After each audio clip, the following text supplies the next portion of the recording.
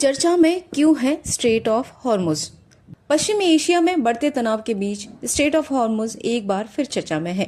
यह दुनिया के सबसे अहम समुद्री मार्गों में से एक है। भारत के विदेश मंत्री एस जयशंकर और ईरान के विदेश मंत्री अब्बास अरागची के बीच फोन पर हुई बातचीत के बाद यह भरोसा मिला कि भारतीय जहाज इस मार्ग से सुरक्षित गुजर सकेंगे।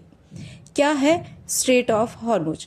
स्ट्रेट ऑफ हॉर्मुज ईरान और ओमान के बीच स्थित एक सकरा समुद्री मार्ग है जो पर्शियन गल्फ को अरब सागर से जोड़ता है। यह दुनिया के सबसे महत्वपूर्ण ऑयल चेक पॉइंटों में गिना जाता है।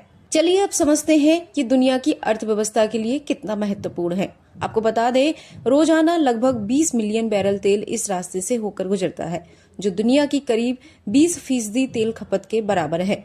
वैश्विक समुद्री तेल व्यापार का लगभग 20 से 30% हिस्सा इसी रास्ते से होकर गुजरता है। दुनिया की करीब 20% LNG यानी प्राकृतिक गैस भी इसी मार्ग से होकर गुजरती है।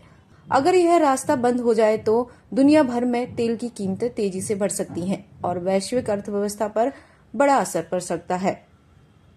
आइए अब जानते हैं कि ये भारत के लिए क्यों है जरूरी। भारत की तो भारत अपनी जरूरत का लगभग 80 से 85% कच्चा तेल आयात करता है और उसका बड़ा हिस्सा पश्चिम एशिया से आता है।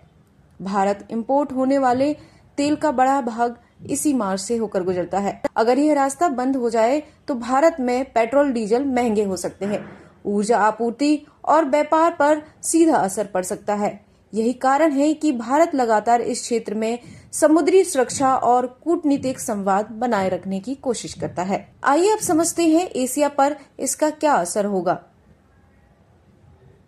इस मार्ग से गुजरने वाला तेल मुख्य रूप से एशिया जाता है। सबसे ज्यादा निर्भर देश हैं भारत, चीन, जापान, दक्षिण कोरिया। ये देश इस मार्ग से गुजरने वाले तेल का बड़ा हिस्सा इस्तेमाल करते हैं।